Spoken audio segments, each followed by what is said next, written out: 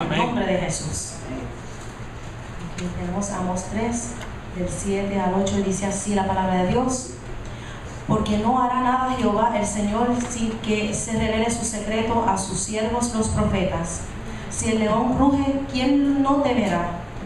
Si habla Jehová el Señor, ¿quién no profetizará? Padre Santo, te damos toda la gloria y toda la honra en esta mañana y te damos gracias, Señor, por el alimento espiritual que tú has de proveernos, Señor, en este día, Señor.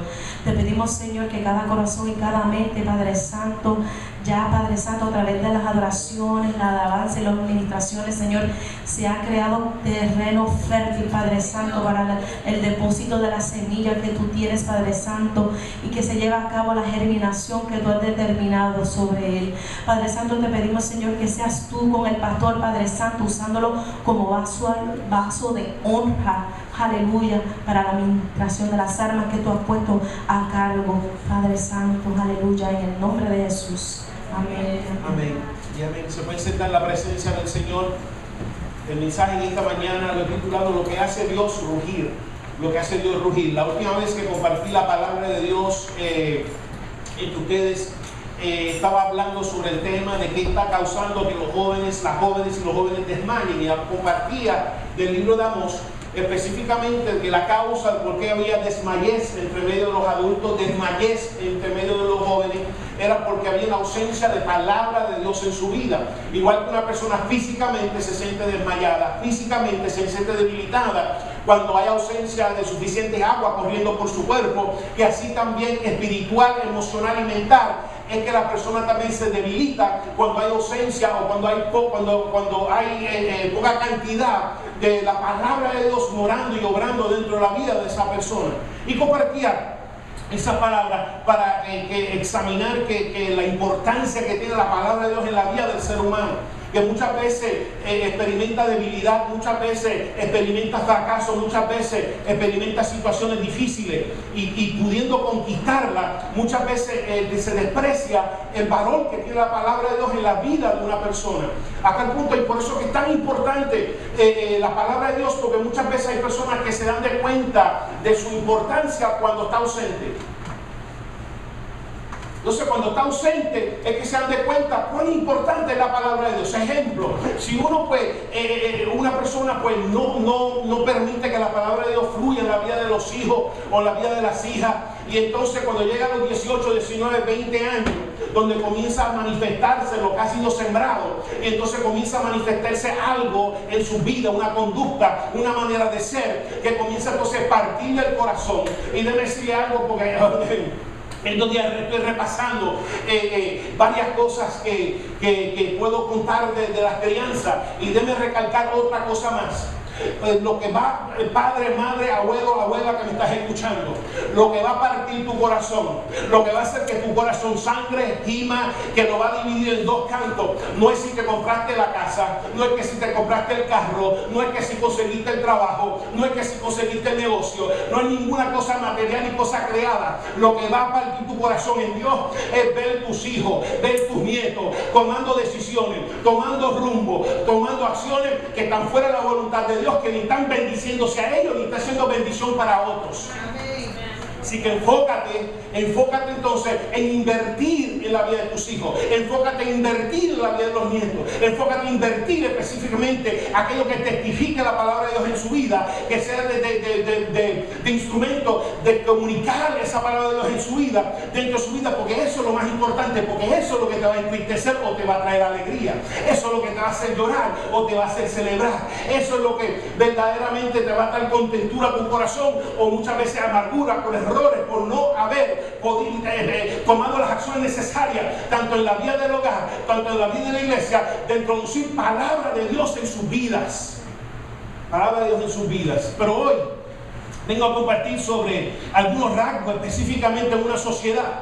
Y interesante que el Señor me llevó este tema, me llevó esta asignación, porque muchas veces a veces en la iglesia y a veces como creyente, a veces hay ciertas fusiones proféticas que no solamente están llamadas a ser llevadas a cabo dentro de la iglesia, pero también a ser llevadas a cabo dentro de nuestra sociedad. de cosas que expresen la mente de Dios a ciertos aspectos de nuestra cultura, de nuestra sociedad, de la comunidad donde nos encontramos.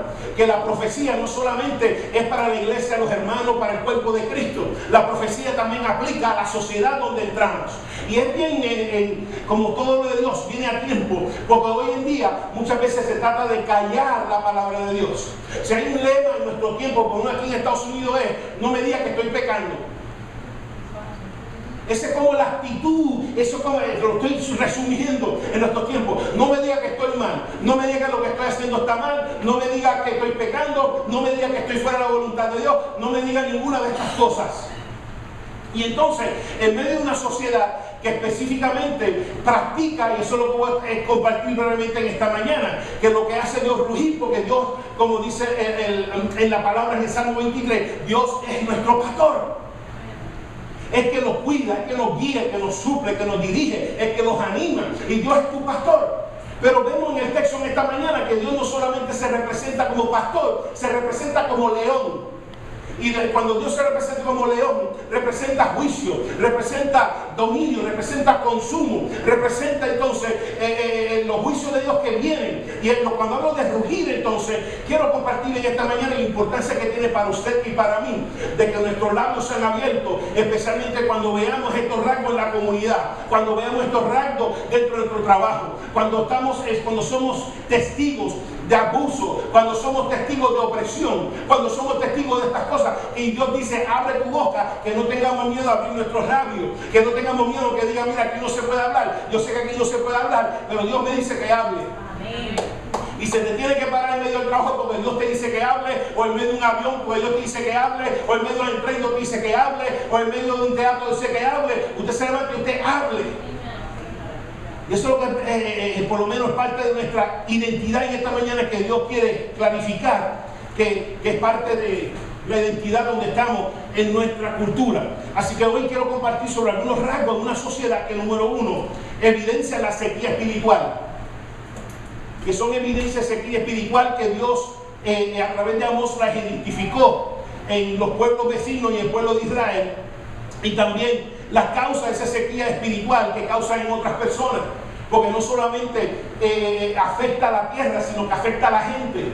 La gente es afectada cuando es abusada, la gente es afectada cuando son oprimidas, la gente es afectada cuando son, como que dice, exprimidas, la gente es afectada. Y ver como esos rasgos de no solamente aquellos que tienen la evidencia de que hay sequía espiritual a consecuencia del abuso, y la sequía espiritual que puede causar en otros que los reciben, y no solamente aquellos que los reciben, sino la reacción de Dios a ambos.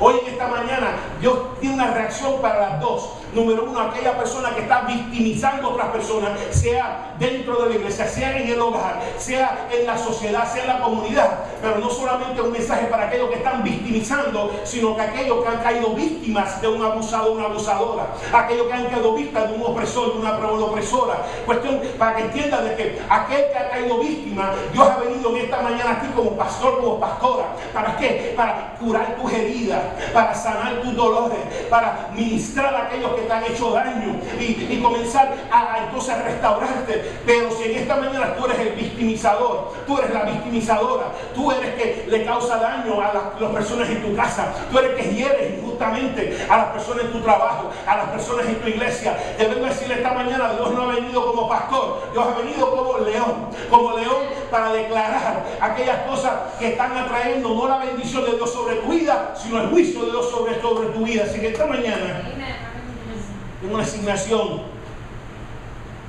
bastante amplia. Quiero hablar de eso mismo, de los rasgos, de los juicios de Dios que está sobre aquella sociedad que emplea estos tipos de prácticas dentro de ellas. Que rasgo produce la maldición de Dios sobre esa tierra. Porque una tierra que practica las cosas que voy a entrar ya mismo, lo que está invitando que la maldición de Dios caiga sobre esa tierra.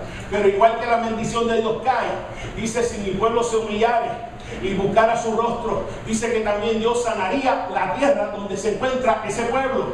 Así que igual que la tierra es maldita por los líderes que practican este tipo de abuso sobre su residente, que a ti también puede ser bendecido cuando entonces se entregan al Señor y comienzan a entregar sus decisiones buscando la dirección de Dios. Como decía el salmista, bendito aquel pueblo cuyo Dios es Jehová, porque verdaderamente que es bendecido cuando los líderes siguen las directrices, los principios de Dios. Así que en 10 minutos el profeta Amós revela su propósito de haber viajado de Jerusalén a Samaria. El profeta Amós se encontraba muy bien pastoreando las ovejas, muy bien atendiendo los árboles de higo, limpiándolos, etc.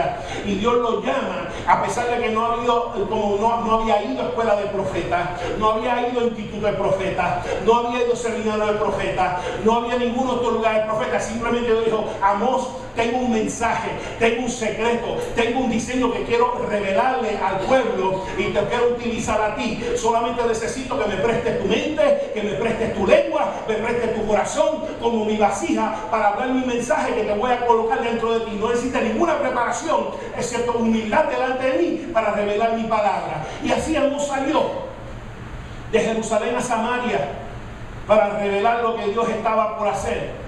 Y lo que estaba por hacer que era únicamente conocido por Dios, y como Dios iba a revelar a través de sus siervos los profetas, porque Dios utiliza a su siervo y su sierva para revelar sus secretos, no solamente, porque por eso quiero enfatizar este punto, no solamente sus secretos a las personas, no solamente sus secretos de los planes que van a suceder en la vida de la gente, en la vida de una persona, pero también los secretos de los juicios que Dios va a ejecutar sobre la vida de una comunidad, de un pueblo, de un país.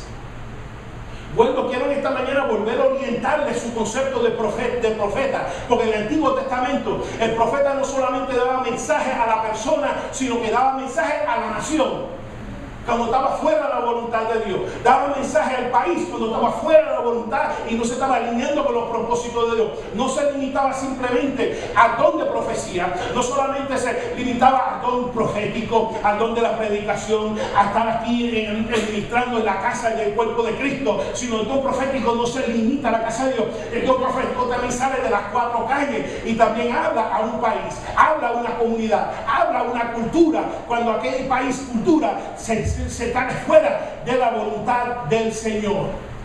De los profetas, en esta mañana la tarea profética no está limitada a simplemente a revelar la mente y los secretos de Dios a la gente en particular, sino que también a la comunidad, al país donde se hallaba.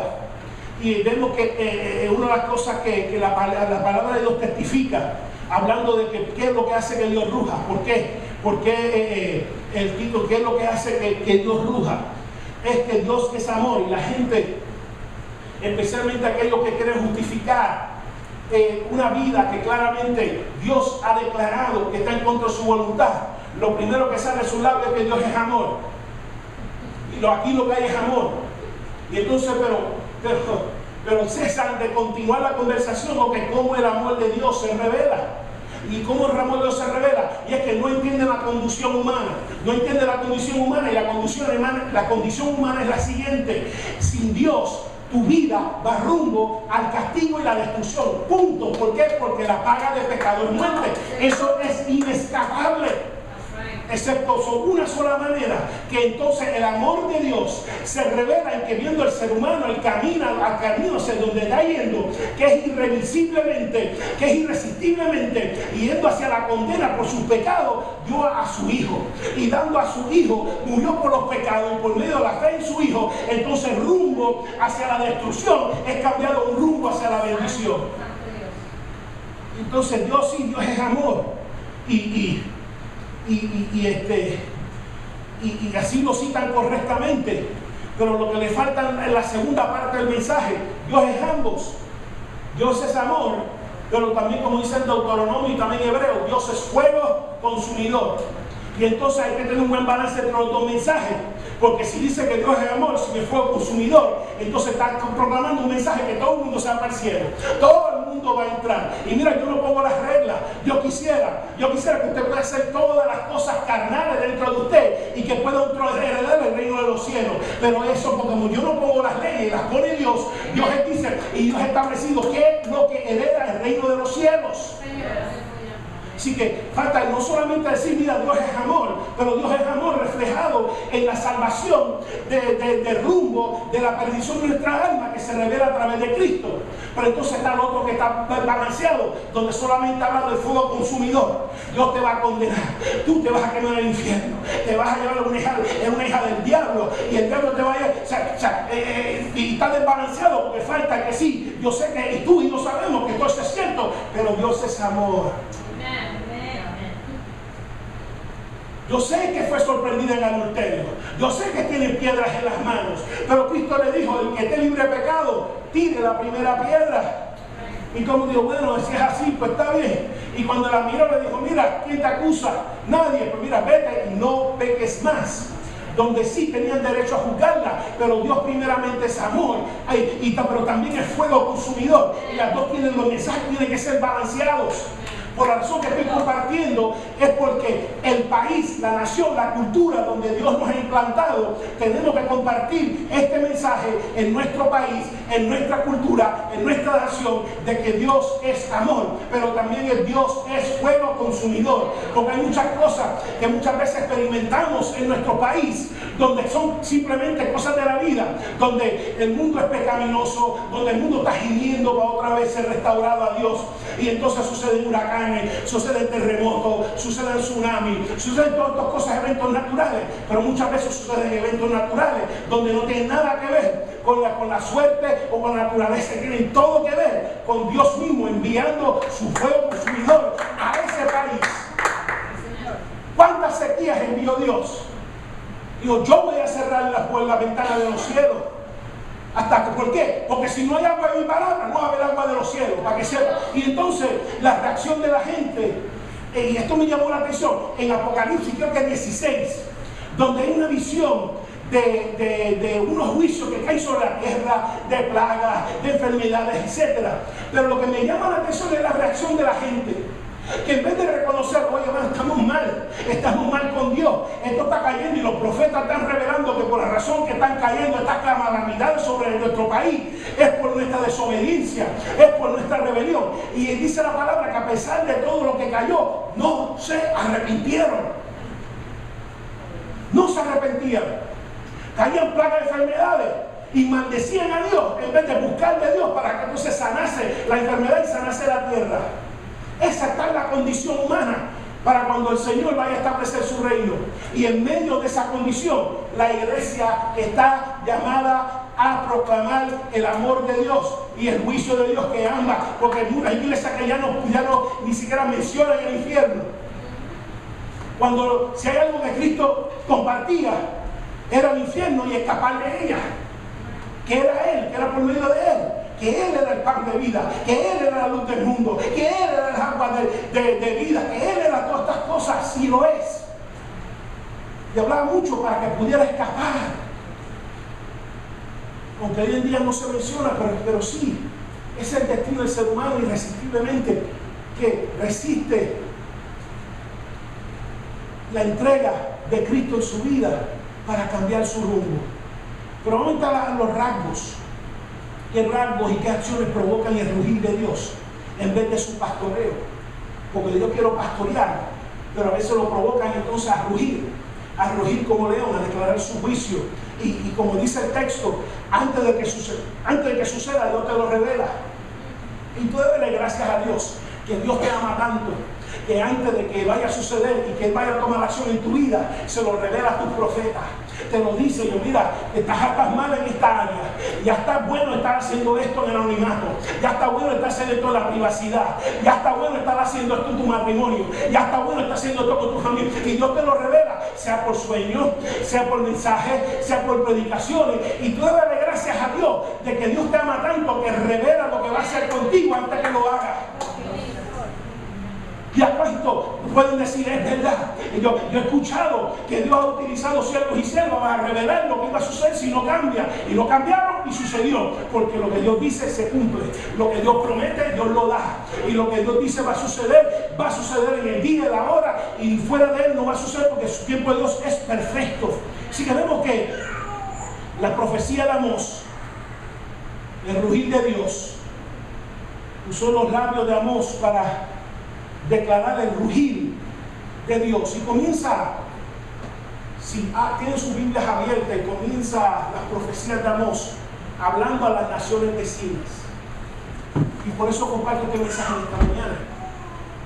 La actividad profética no se limita dentro de una iglesia, dentro de un pueblo, dentro del cuerpo de Cristo. La actividad profética también se expande y también actúa sobre el país donde tú te encuentras. Y vemos a Amós sube a Israel, al pueblo de Israel, a Samaria, y comienza a abrir su boca, a hablar de parte de Dios, el rugir que Dios tenía en contra de las naciones vecinas.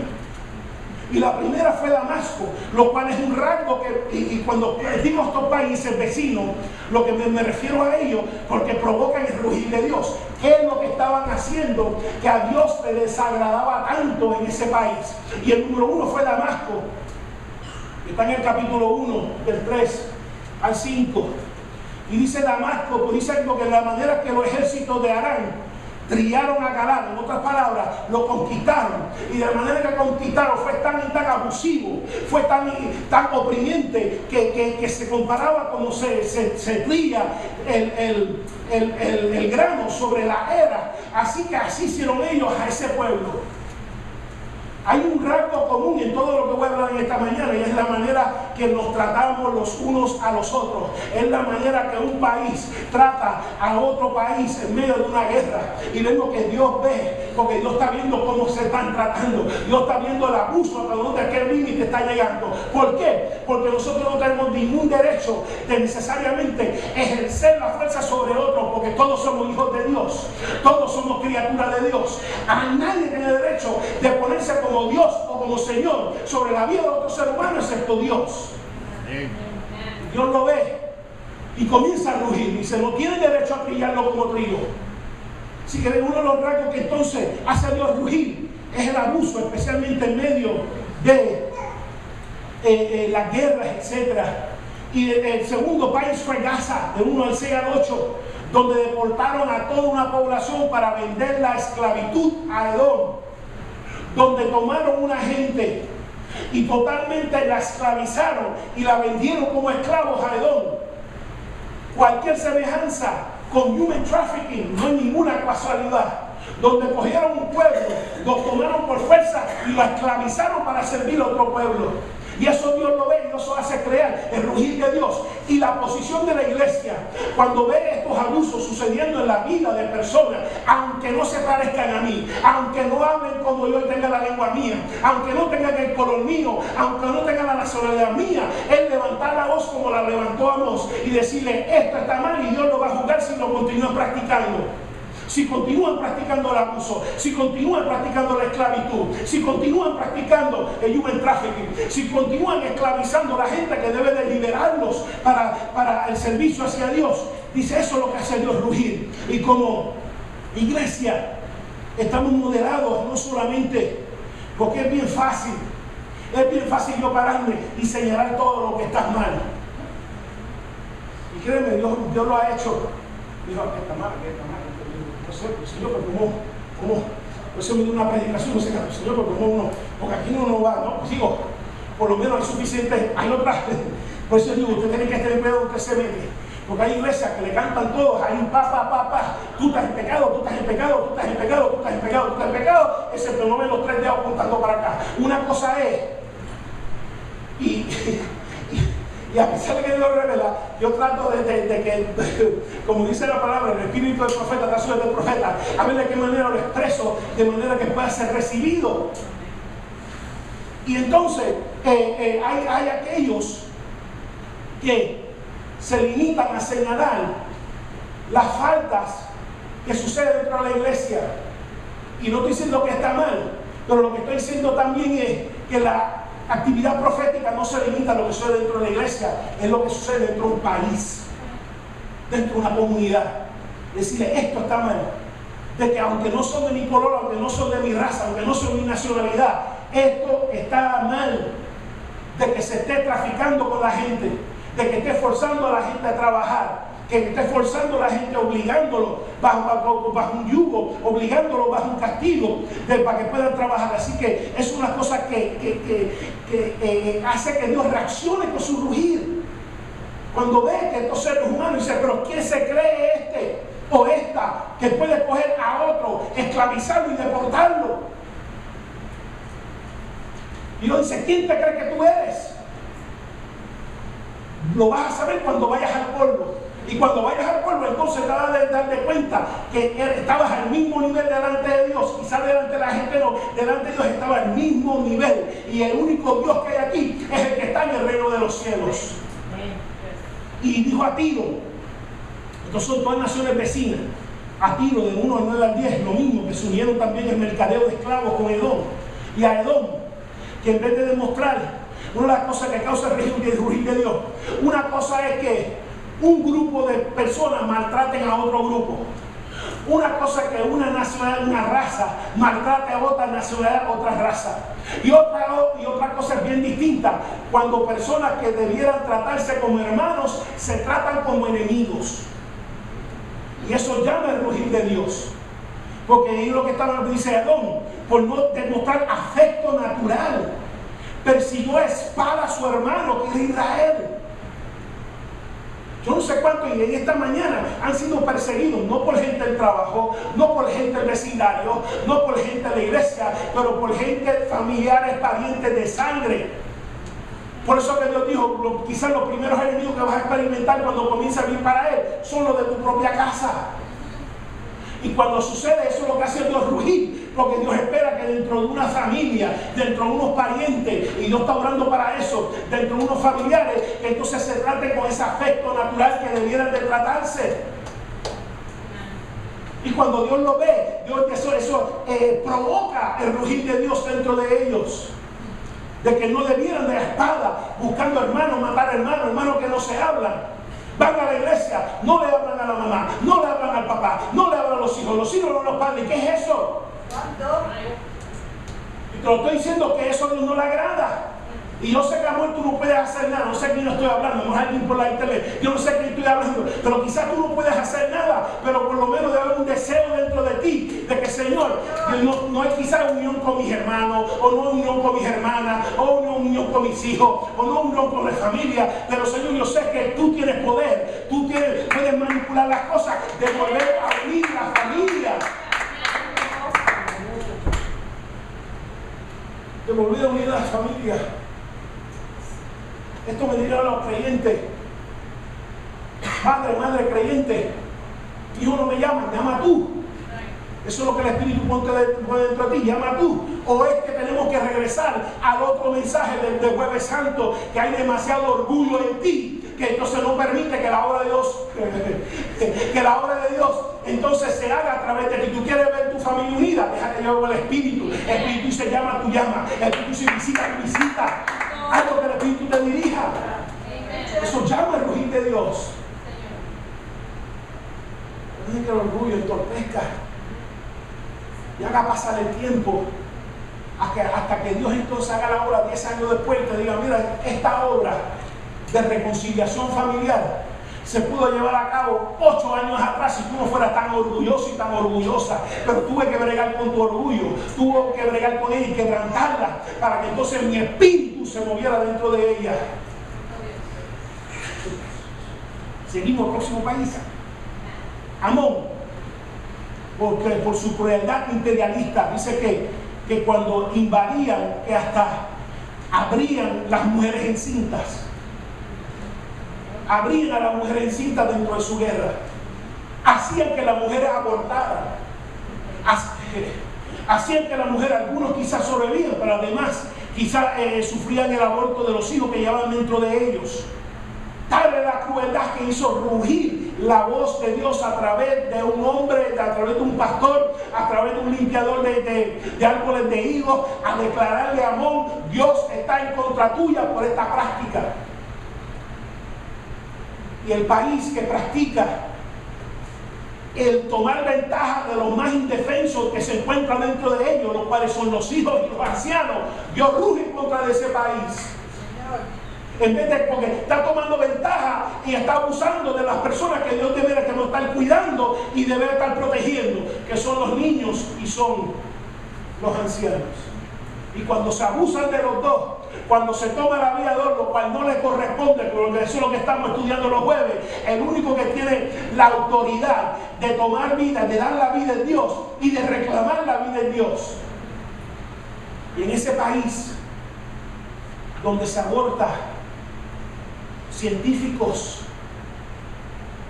donde se abortan ministros y ministras futuros, donde se abortan médicos, donde se abortan abogados, ingenieros y maestros y personas que estaban dentro de los planes de Dios, independientemente de cómo sucediera el embarazo.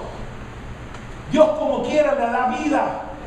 Y aquel país que coge y toma y se pone como Dios por encima de la criatura que Dios está formando, porque Dios ha declarado, como dice el salmista, me entretejiste en el vientre. Déjame decirte algo, antes, y esto es por eso que a veces cuando tú naces dices, oye, yo me siento como en la iglesia, como que hay algo familiar, hay algo que me siento bien, hay algo como que yo he sentido antes. Déjame decirte algo, por la razón que cuando tú estás en la presencia de Dios, hay algo como que esto es familiar, no lo entiendo, pero es familiar, porque antes que hubiera mamá y papá, había un Dios en la oscuridad de tu vientre ministrando tu vida.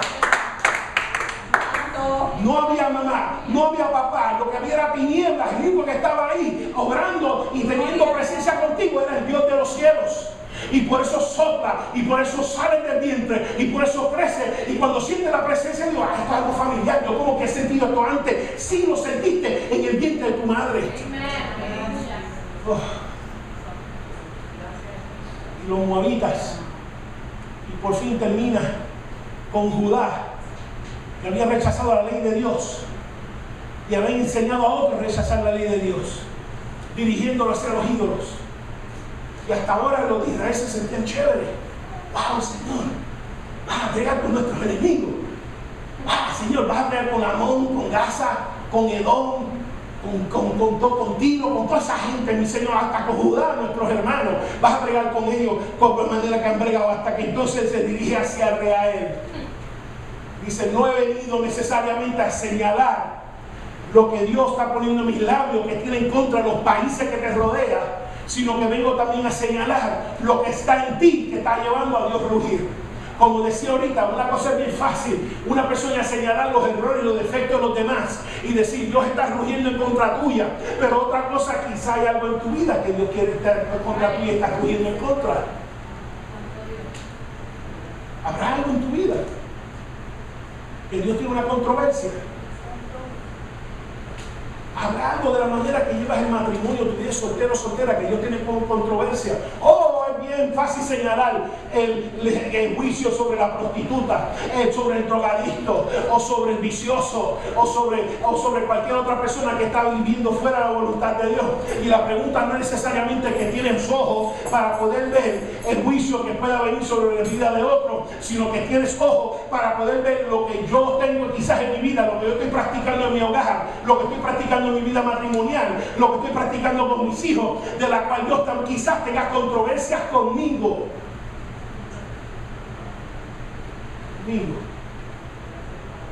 Es fácil ver lo que Dios va a castigar en otros y lo que Dios llamaba la atención. No mires tanto la paja que hay en el ojo del otro, mira la vía que está en la tuya.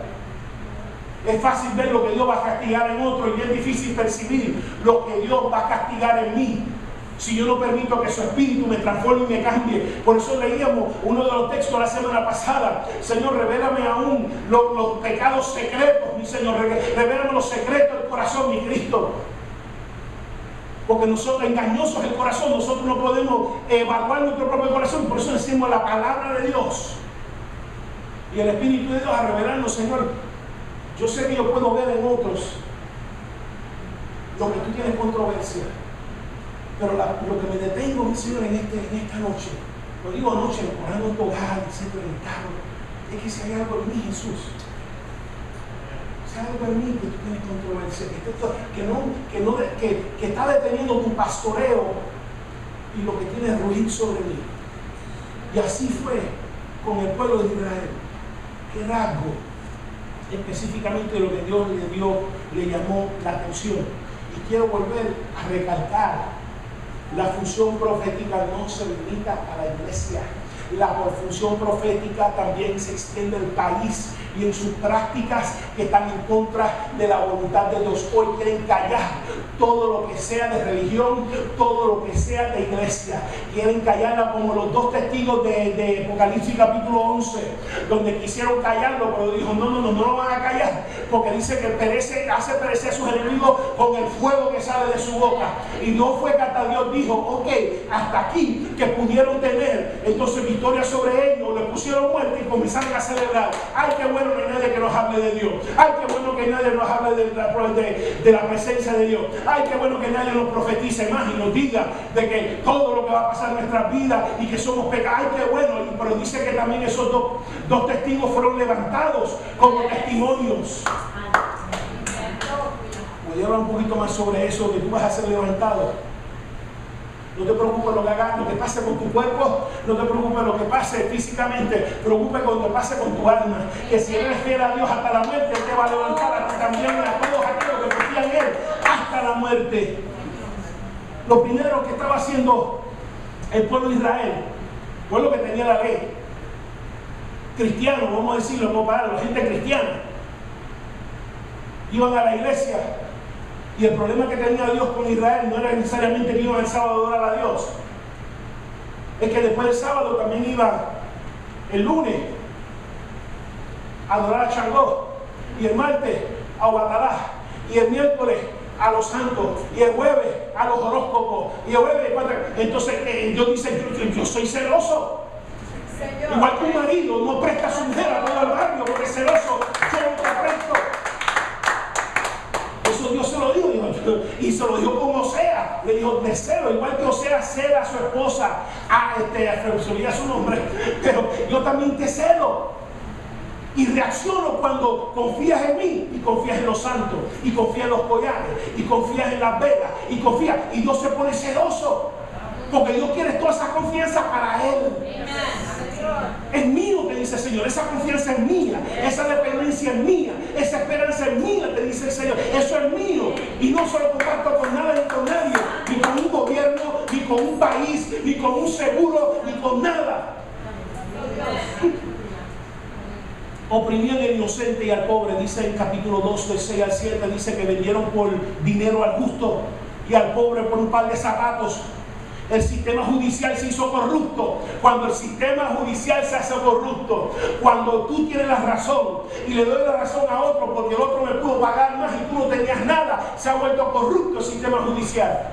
Y cuando un sistema judicial se vuelve corrupto, cuando se vende por dinero, Dios ruge contra aquella nación que ejercita ese sistema judicial. Y no solamente esto, los pobres eran vendidos por esclavitud, porque se permitía que, como vemos en el ejemplo de la esposa del profeta, que le iban a vender en el tiempo de Eliseo, porque su esposa había muerto y tenía deudas, y iban a tomar a ella y a los hijos. ¿Se acuerdan de esa historia? Es similar. Y Eliseo le dijo, ¿qué tienes? Yo tengo una vasija de aceite. Pide vasijas de aceite a todo el mundo. Y la llenó en su casa un montón de vasijas. Y él dijo, rompa a llenar. Y rompió a llenar. Y entonces dijo, ok, ¿hay alguna otra vasija? No. Ok, coge ese aceite, véndelo, paga tus deudas y vive con lo que tienes. Yo lo llamo la viuda de la que vende aceite. Pero lo que me llama es que la práctica se existía. Pero una cosa es vender a alguien en esclavitud con una deuda de 10 millones y otra por un par de zapatos. ¿Tú sabes lo que te venden en esclavitud? Que tú tengas que someterte a esa ley por un par de zapatos. Y no estoy hablando de zapatos estos de Frochan. Esto me lo regalaron 20 y pico de años atrás. Y luego se me acabaron los cueros, no quiero separarme. Y lo de llevar al zapatero, ponle cueros nuevos. Porque los zapatos me quedan bien, la planta de los pies.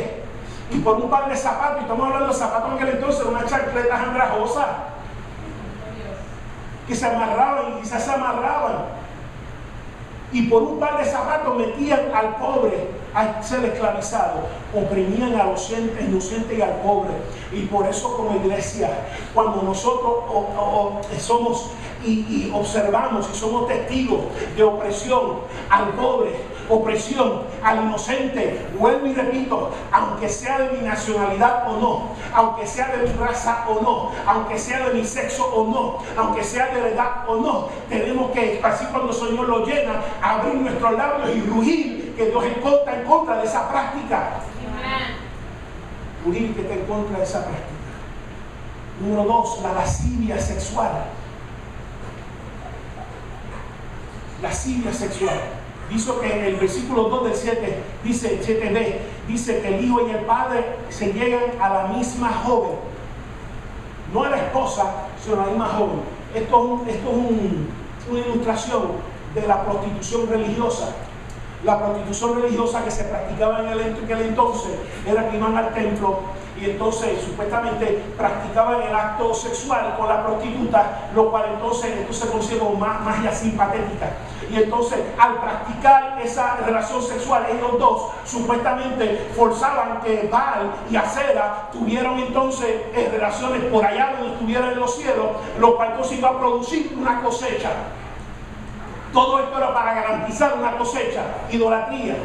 Pero no solamente eso, era también una expresión de la sed. Y lo mismo el apóstol Pablo tuvo que luchar con esto, porque la práctica todavía se hacía en Grecia. Y por eso que le decía, tú no sabes que cuando te juntas con una mujer, una sola carne eres con ella, aunque sea prostituta o aunque sea tu esposa, porque que se une a ella, una sola carne es con ella. Luchaba con el Señor, pues, Cristo te salvó, no puede ir al templo allí todavía a adorar ídolos. O a tener relaciones con la excusa, no. O sea, no. Y había lascivia. Los dos entrando en una sola mujer. Los dos se llegaban a una sola mujer. Sin banderas, sin fronteras. Lascivia sexual. No importa con quién, no importa si es pariente o no, no importa si es familiar o no, no importa de quién es o de qué es. Totalmente dirigido por la lascivia sexual. Y cuando un país es gobernada y lo que lo caracteriza es una lascivia sexual, Dios abre su boca para rugir en contra de ese país. Oprimían y abusaban del sistema de garantías y multas, donde la gente empeñaba la ropa y se quedaban con ella. Se supone que al final del día se lo regresaran. Que lo que me llama la atención, y yo le repito, lo que tomes prestado, regrésalo. Amén. Tomaste un bobo prestado, regrésalo. Tomaste un CD prestado, regrésalo. Chequea todo lo que está en tu casa y asegúrate que todo lo que está ahí es tuyo. Y si es tu mamá, tu papá, tu hermano, regrésalo. Tienes que regresar. Si no te recibo, regrésalo. El amor del dinero reemplazó el amor por la gente. Nunca permita el amor del dinero reemplace el amor por la gente, que tú veas a la gente como Dios las ve. Abusaban el sistema de multas, no respetaban los siervos de Dios. Decían que los nazareos, que se supone que se abstenían por su voto al licor, los forzaban a tomar licor, que prohibían la profecía, prohibían que los profetas profetizaran, predicaran la palabra de Dios. Que lo estamos cualquier semejanza no es casualidad, es la verdad, donde se prohíbe que nadie en el área público, porque estamos hablando de público, él no está en un templo, está declarando en Samaria, en medio de la plaza, y está diciendo estas cosas públicamente, donde quieren eliminar de la plaza pública la palabra de Dios. Y la querían prohibir. La explotación económica. Pero esta es diferente. La explotación económica instigada por las esposas. Ahora, esposo, mira para acá, los esposos que están aquí, no miren para el lado, porque si miras para el lado te vas a... Just look at me, esposo que están aquí, look at me. En el 4.1 dice, se refiere a estas esposas como las vacas de Basán. ¿Por qué se dirige a la esposa? Porque las esposas estaban demandando lujos a su esposo. Y como estaban demandando lujos a su esposo, cuando el dinero no le daba o trabajaban de más, entonces ¿qué tenían que hacer? Acudir a ¿qué? A robar, a mentir, a estafar, para poder cumplir con las demandas de su esposa. Entonces ya los varones miran para acá. Esposa que me estás escuchando, no sé cómo decirlo. Déjame decirlo como dice el texto. Déjame leerlo. Entonces, hacían estos actos para satisfacer las demandas de la esposa. Esposa, quiero decirte algo, y tú tienes mucha influencia sobre tu marido. Mucha influencia sobre tu marido. Y tú tienes que tener cuidado con lo que tú estás demandando y exigiendo de tu esposo, porque él está buscando cumplir contigo. Que no vaya a suceder como, porque entonces Dios ruge en contra cuando comienza a hacer exigencias a tu marido. Quiero la cama de marfil y quiero el juego de cuarto de marfil también y quiero la cama. No la quiero del almacén, yo la quiero de la cama de 2,000 pesos, y comienza entonces a hacer estas exigencias. Si tiene el dinero, bien. Pero si no tiene dinero, entonces lo que hace sobre el marido, buscando complacer a su esposa, es que entonces busca el dinero donde pueda. Y entonces muchas veces se mantiene dentro de lo ético, pero entonces se acude a otras cosas, quizás a robar, vender cosas robadas, vender droga, traficarse otras cosas. ¿Por qué? Para proveer. Y uno como esposa, ay, qué contento mi marido, me da todas mis cosas. Y lo que no sabe es que estás empujando a tu marido a oprimir a otra gente. Tiene mucha influencia. ¿Tú sabes por qué? Un general, sí, el general tenía lepra, y una sierva israelita le dijo: mira, en Israel hay profetas que te pueden curar eso. Imagínate, un sirio tenía que bajar a Israel, donde estaba Eliseo. ¿Y tú sabes por qué fue? Yo me imagino que la conversación fue así. El general leproso va a su esposa y dice: mami,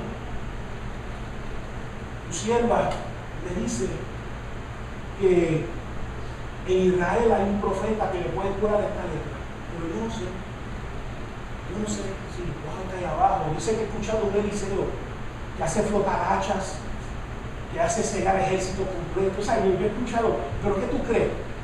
Y la esposa, para mí, le digo: macho, mete mano, bien boricua, mete mano. ¿Qué vas a perder? ¿Qué vas a perder? Mete mano.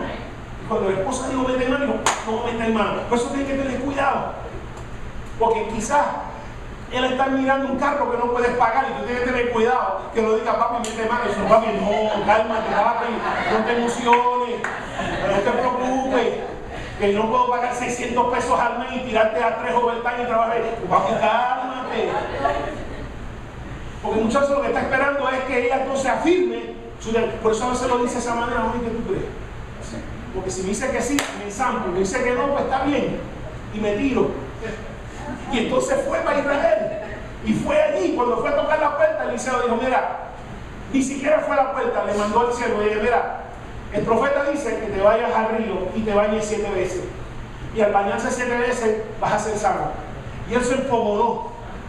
Dijo: ¿qué? Yo quería que me hablara, me dijera un encanto, me declarara algo sobre mi vida, me dijera: mira, así dice Jehová, y qué sé yo, que solamente tengo que ir al río a bañarme 7 veces cuando hay mejores ríos en el país donde salgo. Y qué bueno que este líder, y creo que es la atención del líder, el líder sabe escuchar. Y como líder tú tienes que saber escuchar. Y entonces el siervo de él le dijo: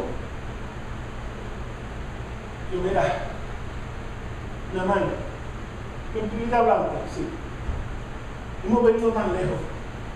Si él te hubiera pedido que invadiera un país o quisiera cualquier otra cosa, lo hubieras hecho, ¿verdad que sí? Sí. Pero lo que te está diciendo es que te bañes en el río 7 veces. Vamos a hacerlo. Ok, vamos a hacerlo. Vamos a hacerlo. Se bañó 7 veces y se levantó su piel limpio como la de un bebé. Lo que me llama la atención, estoy terminando, lo que me llama la atención es esto, que muchas veces un líder de iglesia, un ministro o ministra de iglesia puede detenerse o puede moverse dependiendo de lo que tú le digas. Quizás está pensando en algo y yo puesto en su corazón, y quizás tú le puedes decir: mira, mete mano, que vamos a apoyarte y decirle, eso no va a salir bien, eso yo no sé, no se puede, no sé esto, no lo otro, no aquello. Entonces muchas veces desaniman el líder. Imagínate el profeta dice, no, pues mira, pues vámonos para Siria. Y dijo, no, mira, si te hubiera pedido otra cosa, te hubieras hecho, haz lo que el profeta te dijo. Y lo hizo, y Dios hizo la obra en su vida. Así que esposas en esta mañana, futuras esposas en esta mañana, tengan mucho cuidado las demandas que hace con respecto a su esposo, que puede ser que lo impulse por satisfacer tus demandas a explotar, a abusar y hasta caer en pecado por tal de cumplir con tu demanda. En un solo texto y sigo con el tema. Yo leí un libro, ¿no? Esto no es por experiencia ni nada semejante, yo soy dos varones y continué mirando para acá los esposos. Yo leí un libro que muchas veces el marido hace las cosas para que ya la esposa deje de quejarse. Mira, toma ya. ¡Cacho, deja la cantaleta! Eso lo leí en un libro. ¿Ok? Eso lo leí. Y por eso me voy a salir del tema, no te preocupes. Y por eso el Salomón decía que mejor estar en un rincón del tejado, del techo, en una esquina, que en una casa espaciosa con mujer rencillosa. Y no estoy dando a la mujer, bendito. Lo que estoy diciendo es, y estoy llamando la atención a la influencia que tú tienes sobre tu esposo, a la influencia que tú tienes, el poder que tú tienes, porque tienes poder,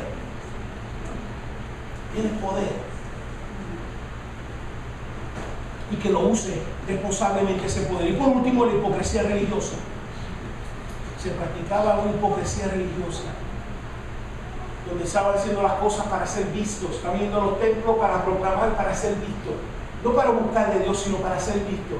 Y aún en el templo, dice en el capítulo 8, versículo 5, dice que iban a adorar, y aún así su mente estaba resistiendo que están aquí, que no pueden estar estafando a alguien, que no pueden estar robándole a alguien, que no pueden estar oprimiéndole a alguien. Mientras estaban en la casa de Dios, su mente lo que estaba era, estoy loco porque este culto se acabe, para que yo regresara a estafar, para yo regresar a hacer dinero, y resentían el tiempo que estaban dentro de la casa de Dios, estando en la casa de Dios y su mente en otras cosas, estando en la casa de Dios y donde iban a ir después de aquí, estando en la casa de Dios y preocupado en las cosas que todavía faltan por el día, estando en la casa de Dios y quizás pensando hacer alguna fechoría o alguna otra maldad, estando en la casa de Dios haciendo maldades, yendo a la casa de Dios con las intenciones equivocadas, yendo a la casa de Dios quizás para vender, quizás para comprar, quizás porque la iglesia es buen negocio, puedo vender mi negocio porque hay mucha gente, o con otras intenciones, para vender, para traficar.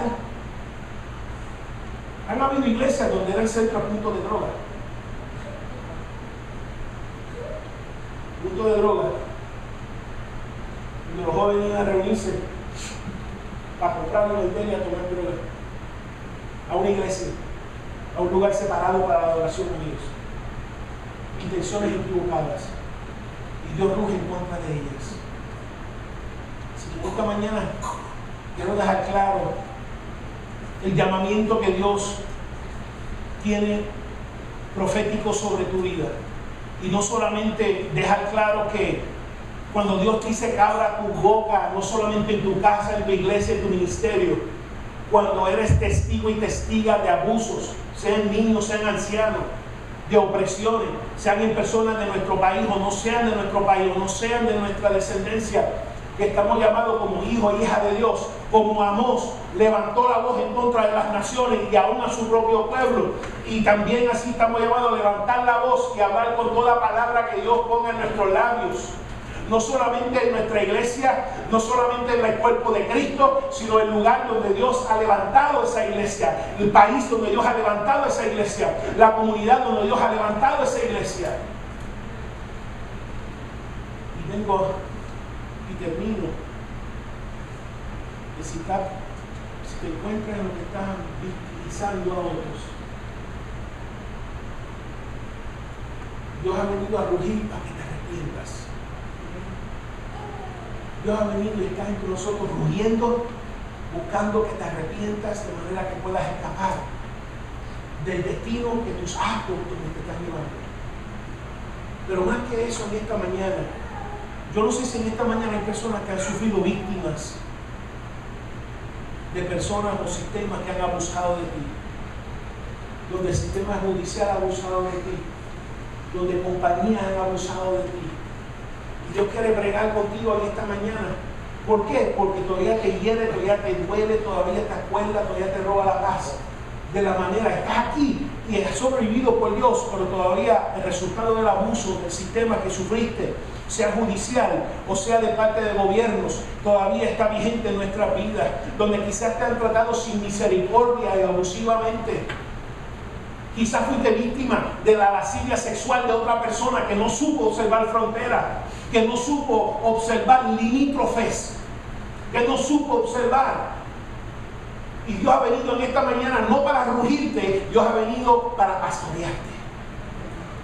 El pastor de los pastores está entre medio de nosotros para sanarte y ministrar el resultado del abuso, el resultado de la falta de misericordia, el resultado de la lascivia que fue hecho sobre tu vida y de aquellos que tomaron ventaja de tu vulnerabilidad, que tomaron de ventaja de tu debilidad, tomaron ventaja de tu condición. Te vieron en tu condición y dijeron, aquí puedo tomar ventaja porque está desesperado, porque está desesperada y puedo tomar ventaja de esa persona. Y quizá alguien tomó ventaja de ti, pero el Señor está aquí como pastor para ministrar a tu vida y pastorearte y para sanarte y para dirigirte y para sanar tu alma.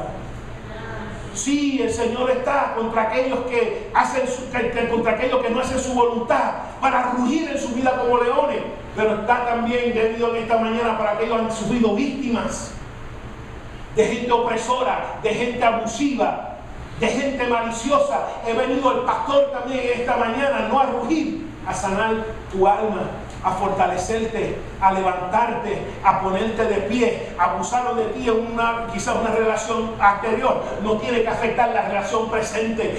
Dios está aquí para pastorear y para sanarte, de manera que esa relación que ha puesto en tu vida es como respuesta que le estabas orando, pero no permita que el pasado interrumpa con la relación de hoy que Dios quiere establecer en tu vida. El pastor de la oveja está aquí para pastorearte. Dios les bendiga. Oremos. Padre,